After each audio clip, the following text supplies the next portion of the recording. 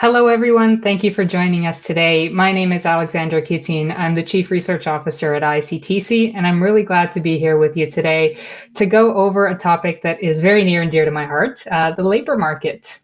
Today, we're going to be talking a little bit about how Alberta has transitioned over the past couple of years and how this has really impacted the labor market, as well as what employers can expect going forward. So we have a number of topics to discuss today. We're going to start with a bit of an overview of Alberta pre-pandemic. I know that seems like a long time ago now. Then we'll head into some changes that we've seen in the labor market during the pandemic, as well as what we can expect post-pandemic. And we'll end with a great snapshot of some key findings from one of our recent research reports looking at Alberta newcomers and employment opportunities for them within the digital economy. So without further ado, we'll start now with the first section of this presentation, which is Alberta in the before times. So Alberta in the before times definitely seems like a really long time ago now. These past 2 years have just flown by, despite the fact that we've been all pretty much hunkered down at home. But the reason that I really kind of want to give an idea of what the labor market looked like before the pandemic is to kind of help us compare a little bit and try to understand where things might go in the future. And what I want to really start on is really paint the picture of Alberta, of its economy in its entirety. So we all know that the Alberta economy has been primarily driven historically by the energy sector and in large part by oil and gas.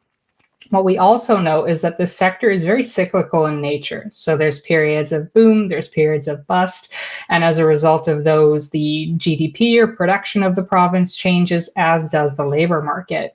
In 2018, which was kind of one of the first most recent significant economic downturns, or the Great Recession, as it's colloquially referred to, we do see that the Alberta economy was definitely impacted by that. The big red dip that you see at the top of that graph is kind of the impact of the recession on the Alberta economy at the time.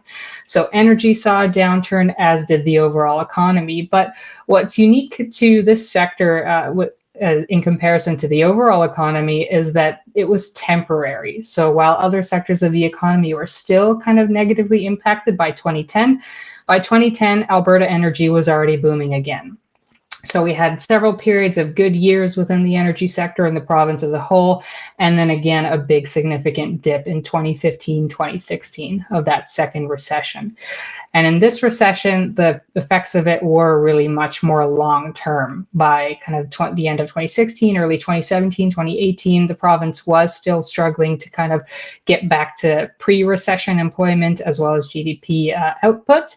And at the time, I know this might seem like dated information now, but at the time, this was the most significant decline in the economy since 1982.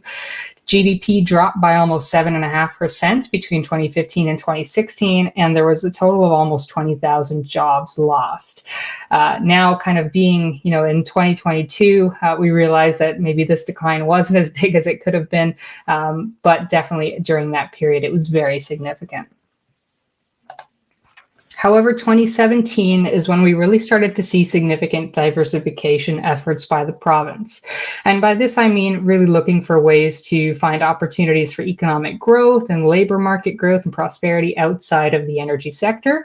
And one key area that the province looked at was really integrating technology to drive some of that change. This, I do want to note, this wasn't the first time that the province tried to diversify the economy, but it was the first time that it really had an element of stickiness, where it kind of stuck around in the years to come. And in 2017, when we first started on this initial research in Alberta, we did find that there was kind of a sense of optimism that technology would drive this diversification, would produce opportunities for small business growth, investment attraction for the province, and really propel forward high growth and high quality employment opportunities. And in 2019, when we surveyed some employers across the Alberta economy, That sense of optimism really kind of resonated. In this first graph at the top, we see that only 15% of the employers that we surveyed felt that there was potential for negative growth for their company. The rest really saw that there was high potential for growth, and some even said that during that period they expected growth of 50% or more. As a result, we started to see really a change in the types of jobs that became really in demand in the province, where historically energy again did play a significant role, and jobs associated with that were very much in demand. 2017, 2018, 2019, we really saw tech take a greater role in terms of labor market demand. So jobs like software developers, data scientists, UX and UI professionals, machine learning engineers, and a number of others were really starting to creep up in terms of in-demand occupations across the province. Of course, this also led to a bit of a challenge, which we see frequently in terms of tech sectors that kind of start to really gain momentum, is that tech talent crunch. So although there was demand for these occupations, a lot of employers that we spoke to really felt like they were struggling to access the skilled talent they needed to fill those roles. The graph at the bottom there really kind of shows the key areas of concern or key barriers to growth for Alberta digital economy companies at the time, and access to skilled talent was the top one. This talent crunch, of course, was even more acutely present at the mid and senior levels in the province. Good day, everyone, and thank you for taking the time to attend today's session. My name is Akshay Kotak. I'm a senior economist at ICTC's digital think tank.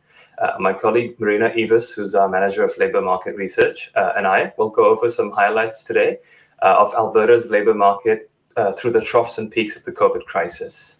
Next slide, please. Thanks. As we know all too well, the COVID-19 pandemic has been one of the most severe public health and economic crises to hit Canada and the rest of the world. Apart from the large loss of life, necessary public health measures and lockdowns across most of the world meant that in 2020, employment and economic output suffered the single biggest shock since the Second World War. Employment in Canada dropped by a staggering 15% in a two-month period in the spring of 2020, from a pre-pandemic peak of about 19.1 million workers to just over 16 million workers in April of 2020. Since those lows, the Canadian labour market has been steadily recovering, with a snapback in the second half of 2020 when the most severe restrictions were eased, and steady progress since then as vaccination campaigns have rolled out. You can also see the bumps along the way in this chart, in the form of subsequent waves of the disease, which necessitated the reinstatement of certain restrictions. By the end of 2021, though, overall employment in Canada was back to above the pre-pandemic peak of 19 million. Though there's been the latest Omicron wave has sort of in December and January depressed the labor market a bit. As of Jan 2022, employment in Canada is still a touch above the pre-pandemic peak of 19.1 million. Next slide, please. While the overall employment in Canada is sort of back to pre-pandemic levels, the COVID shock has seen a significant redistribution of these employment gains across various sectors. This figure on your screen now shows the evolution of sector employment through the pandemic and the latest state of employment compared to the pre-pandemic levels of February 2020. Drilling down by sector, we see that most sectors which was either sort of essential or were suited to remote work have seen employment recover and even surpass the pre-pandemic levels. With each successive wave of COVID, many of these sectors were able to enhance their remote work readiness and adapt to a new normal, allowing for improvement in employment numbers. On the other hand, sectors in the lower half of this table that rely on the reopening of the economy and resumption of sort of quote-unquote normal service, things like tourism, food and drink, entertainment, brick and mortar retail, even to some extent, they still lie, close to or below pre-pandemic levels. And it's likely, especially in some of these sectors, that employment losses will take a long time to be regained. What we've been seeing is that employers in sectors such as accommodation, food services, and other services are finding it hard to fill in workers, and employment remains depressed despite a high number of job vacancies. On the other hand, the digital economy has sort of led the way in terms of employment recovery and growth through the pandemic. This has been due to a twofold effect. On the demand side, there's been the COVID pandemic has seen a big surge in demand for for digital goods and services. And on the supply side, it's been because of the relative ease with which most digital firms in the digital economy have been able to transition to sort of remote work, the remote work model without a appreciable loss in productivity. Next slide, please. Thank you. Employment in Alberta's overall economy has followed a similar trend as that in Canada, though it's faced a stronger recovery in recent months given the recent strength in global commodity prices, which have a significant bearing on Alberta's overall economy. Going forward, the outlook is somewhat positive, though there's still some major headwinds. On the positive side, the recent pandemic development and the resumption of some sense of normality in the form of the potential for easier travel and tourism in the coming months are a boost to sort of consumer sentiment and demand. There's also a positive outlook for commodity prices in the short term. On the other hand, persistent bottlenecks in the global supply chain and inflation pressures and imminent interest rate hikes are headwinds. Next slide, please, Marina. Thank you. So as I was mentioning, the overall COVID situation in Alberta in the recent few weeks, there's been a drop with the Omicron wave having passed both in the provincial economy in Alberta and nationally. Sort of is a cause for cautious optimism. And the incidence, the 7-day average of incidence rate, or the incidence rate, or the 7-day average of new cases in Alberta and Canada is down to about just over 21 per 100,000 people. On the vaccination side, next slide, please. Thank you. On the vaccination side, while Alberta's vaccination rate of about 74.3% is lower than Canada's average of 80%, it still compares with Germany and is higher than the averages in the UK, the US, and Europe as a whole. So overall, again, this is also and the sort of the flattening of the vaccination would suggest that there's a certain amount of saturation in terms of vaccination rate, and the rates are still high enough to to give a reasonable sense of optimism going forward. Finally, next slide, please, Marina.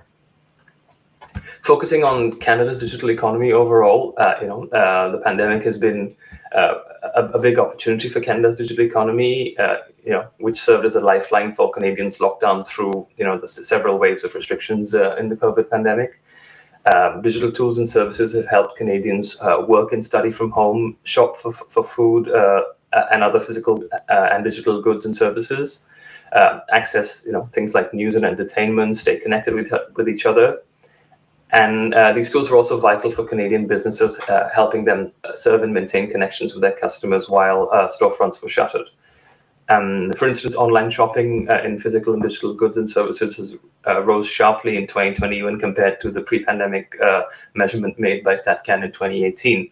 Across all age cohorts, more Canadians shopped online in 2020 than in 2018, and they spent significantly more as well. Online spending, for instance, rose by approximately 50% in that 2-year period, from 57.4 billion Canadian dollars to about 84 billion Canadian dollars. And these lockdowns, these lockdowns are likely to have affected Canadian consumers' purchasing habits, and the switch to online shopping is likely to persist even after the resumption of normal service to some degree. So what we found is that the pandemic has sort of accelerated these shifts in consumer behavior and digitization, and this has meant that the Canadian digital economy as a whole has not only weathered the economic turbulence of the last couple of years, but has grown in importance since the onset of the pandemic. When we split it down by province, we see that Alberta made up about just under 9% of Canada's digital economy in terms of employment in 2021.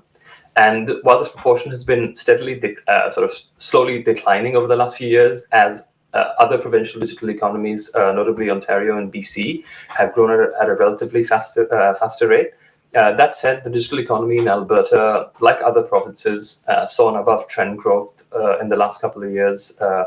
And over the last decade or so, the digital economy has contributed to adding over 42,000 jobs in the provincial economy. Going forward, there's a sense of optimism for the prospects of Alberta's digital economy, especially in light of the recent attention from consumers, investors, and regulators in government in emphasizing the shift towards greener and cleaner energy. And many see Alberta's relative advantage and sort of track record in natural resource management and the transition to clean and energy and resources as being being a positive for the provincial digital economy. Marina will now delve deeper into Alberta's digital economy and talk about sectoral recovery in greater detail as well. Thank you very much, Akshay. Hello, everyone. So at this point, I would like to continue to focus on Alberta's digital economy and dive into high growth digital occupations and as well as post-COVID recovery in Alberta.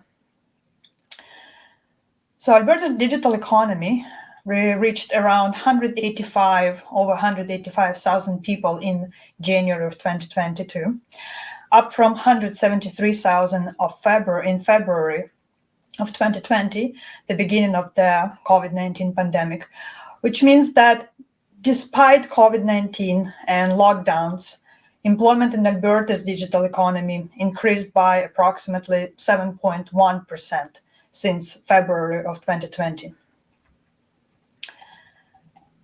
Comparing the digital economy of Alberta to other sectors of the economy, we see that most sectors that are either essential or well-suited to remote work have seen employment recovery and even surplus pre-pandemic levels. And many of these sectors, such as finance, insurance, real estate, transportation, oil and gas, were able to adapt to so-called new normal, allowing for an improvement in employment numbers. And on the other hand, sectors that rely on the reopening of the economy and on the resumption of normal activities like accommodation and food services, information, culture, and recreation still lie well below the employment levels in February 2020. So at this point, you're probably wondering, what is digital economy? We mentioned it several times so far. And the digital economy is basically a union of digital occupation and digital industries. Or in other words, the digital economy comprises of tech occupations outside of tech sector, as well as tech workers and non-tech workers inside the tech sectors. So you can see the light blue area on the graph, tech workers in other sectors, and light blue and dark blue tech workers in the tech sectors, and gray area other workers in the tech sector. So this is the definition of the digital economy. And overall, the digital economy represents a growing share of employment in Alberta over the last 15 years. And as a comparison, as of January 2022, the proportion of the digital economy, right now I'm talking about in terms of employment, in the total economy of Alberta was 8%, up from 7.6% in February 2020 at the start of the pandemic. And tech workers are increasingly found outside of tech sector. As you can see, the light blue area represents tech workers outside the tech sector. And we expect to see the above average employment growth in the digital economy in the near future due to that. The demand for skilled digital talent remains high across all sectors of the economy. And the following figure provides a snapshot of digital occupation, which has seen the highest employment growth since February 2020 across Alberta. And the top 5 occupations with the growth rate over 45% in the last 2 years, while computer and information system managers, web designers and developers, electrical electronic engineers, computer programmers and interactive media developers, database analysts, and database administrators. COVID-19 disproportionately impacted women, young people, and those with less formal education. And as you can see on this figure, women in Albertan workforce suffered a higher decrease in employment through the first wave of lockdowns, 17.6% drop in employment for women versus 12.8% drop for men. But currently women are at a slightly higher level of employment compared to the pre-pandemic level than men, 2.5 against 0.6. And the next figure repeats the same analysis across age groups instead of gender. And again, we see that younger workers in Alberta, 15 to 19 and 20 to 24 age groups, suffered the steepest job loss during the pandemic. But when it comes to recovery, the 15 to 19 age group is fully recovered in Alberta. And probably the key driver here is that there is a disproportionate number of younger Albertans working in the sectors most affected by lockdowns. It's either accommodation and food services or a sector similar to that. And similar analysis of Albertan workers that are categorized by education. And it highlights that the relative COVID-safe nature of employment for Albertans with post-secondary or higher education recovered better. Employment levels of Albertans with some post-secondary degree or higher have completely recovered, while Albertans with high school diploma or less are currently below the pre-pandemic levels of employment. Thank you very much for your attention. All right, and next we'll kind of get into a topic that I'm sure is top of mind for many of you watching today, but it's really about the question of what's on the horizon for Alberta. How do we recover from the COVID-19 pandemic, and what impacts has the pandemic had on the economy and the labor market, and what's next after that? So towards a resilient recovery, we first have to really acknowledge the impacts that the pandemic and the ensuing labor market challenges have had on the province as a whole. Business expansion as a result of COVID. So we're currently doing a study where we're interviewing and surveying companies across Alberta to try to understand this.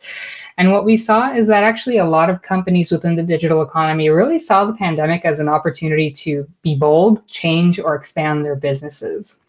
What I mean by this is, of course, the initial period of lockdowns in 2020 did have an adverse impact on all businesses, but digital economy businesses did prove to be more resilient. They are able to have more workers that can work remotely, of course, or do jobs even outside of Alberta.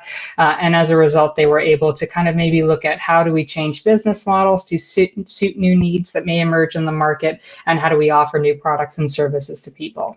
So key areas of expansion that we saw among these companies were really in areas like R&D and commercialization. So in some cases, really figuring out how to take products to market, especially outside of Canada during that period.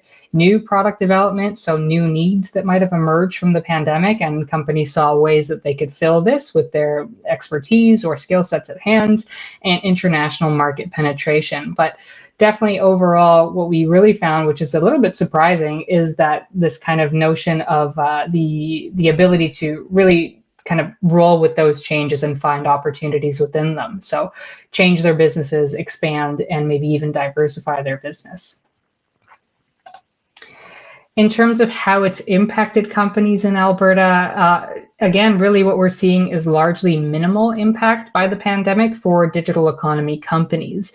A lot of the time it really was seen even as a catalyst for growth. So something that kind of propelled companies to maybe try a new area that they hadn't previously expanded on, or again, seek new markets outside of Alberta and even outside of Canada. And what we see is that a lot of companies felt that it was really pretty much split down the middle. Companies that felt that the pandemic had little or no impact on them, and others that felt that it had completely changed their business, either temporarily or in the long term in terms of business models. But overall, what we also see is that a lot of the digital economy companies that we spoke to in Alberta felt that their business was resilient as a result of the pandemic. So either that they would maintain levels that they previously had before the pandemic in terms of growth, output, and labor market, or that they would exceed it. There was really not that much of kind of negative sentiment of companies that thought, I'm really going to be in a worse off position than I was pre-pandemic once this is over, whenever that is.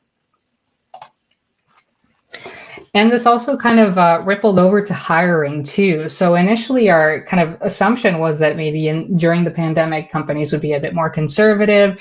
They might have to kind of tighten their belts a little bit, maybe not hire as much as they had planned to pre-pandemic, but it really turned out to be the opposite in some cases.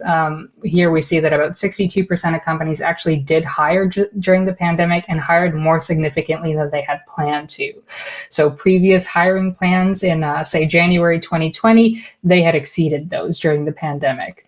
Another thing that we saw is that there was very few layoffs, even for companies that didn't hire. So where about 38% said, actually, no, I didn't hire more than I planned to. In some cases, maybe even less than I had planned to pre-pandemic. Where they did lay off staff, it was often temporary, or it was more kind of for support-related roles, not core digital economy roles. So the jobs that we saw in some of the earlier slides, like the software developers, data scientists, machine learning engineers, still significant demand for those, and none of the employers that we spoke to recorded laying off that type of staff. And in terms of high growth areas, we really also kind of wanted to speak to companies within the digital economy in the province to see where they thought the greatest opportunity was for Alberta going forward. And when we asked this question, certainly a number of different key sectors came up, but the biggest one that companies overwhelmingly thought had the highest growth potential for Alberta, so in terms of being able to attract investment, create new technologies and innovate, and create labor market opportunities for Albertans, was renewable energy or clean energy.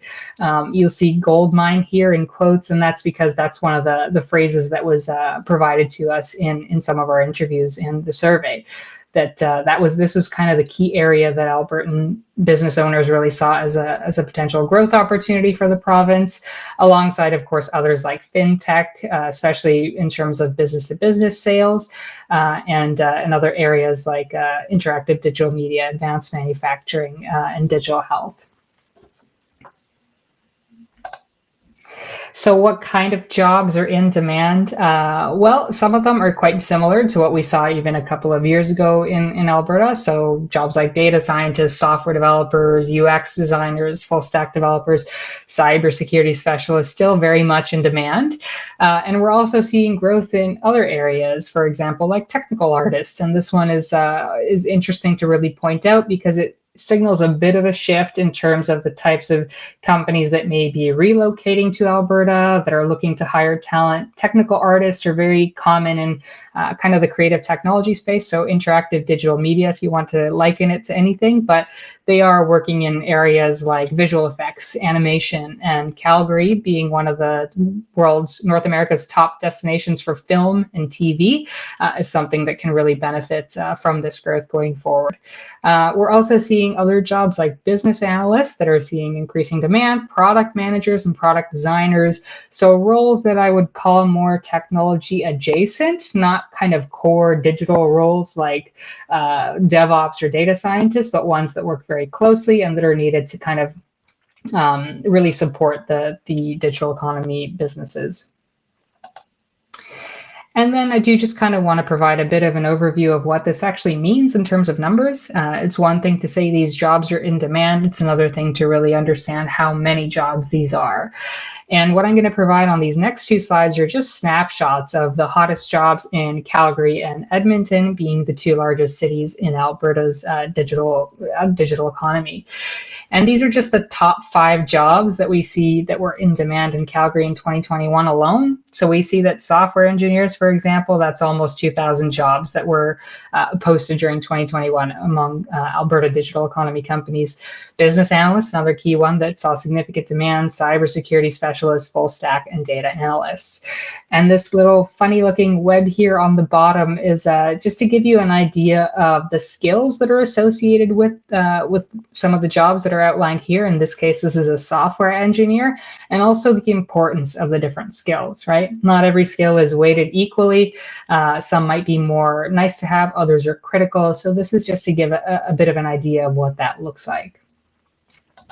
And similarly for Edmonton, also these are the top 5 jobs that we saw in the city. Some are they're quite similar, just maybe reversed in terms of where they stand on the top 5 scale, but also significant hiring that we're seeing in Edmonton for some of these roles. And again, that's web at the bottom is really the representation of skills relevant to, in this case, a cybersecurity specialist, and the importance of those different skills. And that's it for me. Thank you very much for watching. If you have any questions, please feel free to contact me anytime. Welcome everyone to our presentation on Alberta's newcomers and matching them to the province's tech sector. This is a TAID Alberta presentation, and my name is Tyler Farmer, Manager of Special Projects and Marketing Strategy at ICTC. Now, much of this presentation will be based off ICTC's research study, Settling for More, Matching Newcomers to Alberta's Tech Sector. This study was published in November 2021 and was researched and written by myself, Kieran O'Neill, and Manchurn Tor. Now, while Alberta's overall economy has faced several hurdles, its digital economy is rapidly growing and offers high-quality employment opportunities. Even during COVID-19, Alberta's digital economy remained highly resilient, seeing continued demand for talent.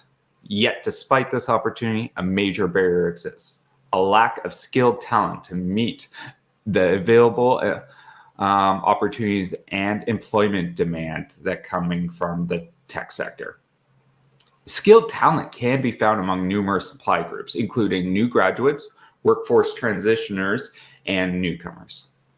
Each year, Alberta greets a large number of internationally educated professionals, IEPs, who have skills and experiences suited to the province's digital economy. Unfortunately, this talent is often underutilized, adversely impacting Alberta's digital economy and the newcomers themselves.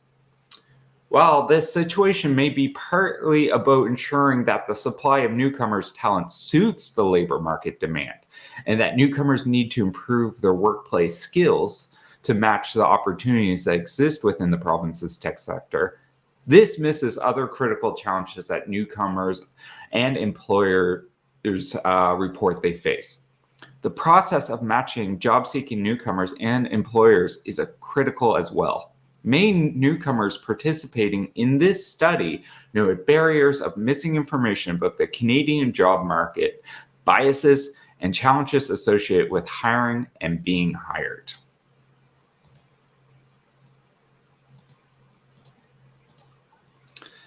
Now, Alberta's tech employers operate across a range of industries and offer a variety of products and services, as you much know. As such, talent requirements vary. When asked explicitly about technical skills sought from newcomers, many interviewees covered a range of expected technical skills, including cloud computing, machine learning, AI, web programming, and automation. Multiple interviewees also noticed outward-facing skills such as sales ability and the ability to explain complex data as critical.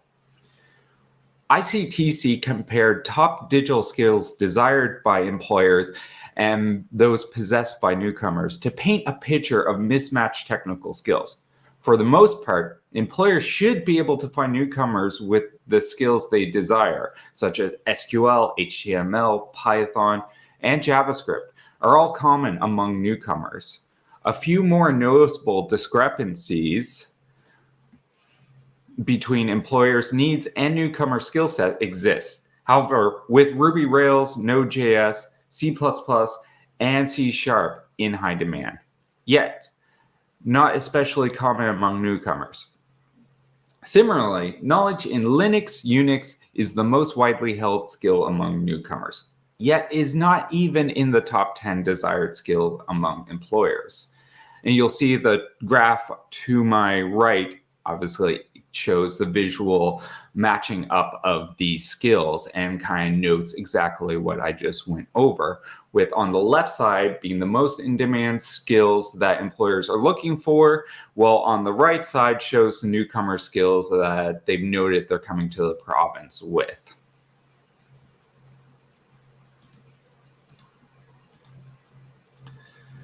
Now, like most conversations around skill needs, soft skills quickly came up as being in high demand and critical. Employers were quick to focus on the importance of soft skills. In fact, when prompted to discuss technical skills, interviewees initially focused their responses on newcomers' soft skills.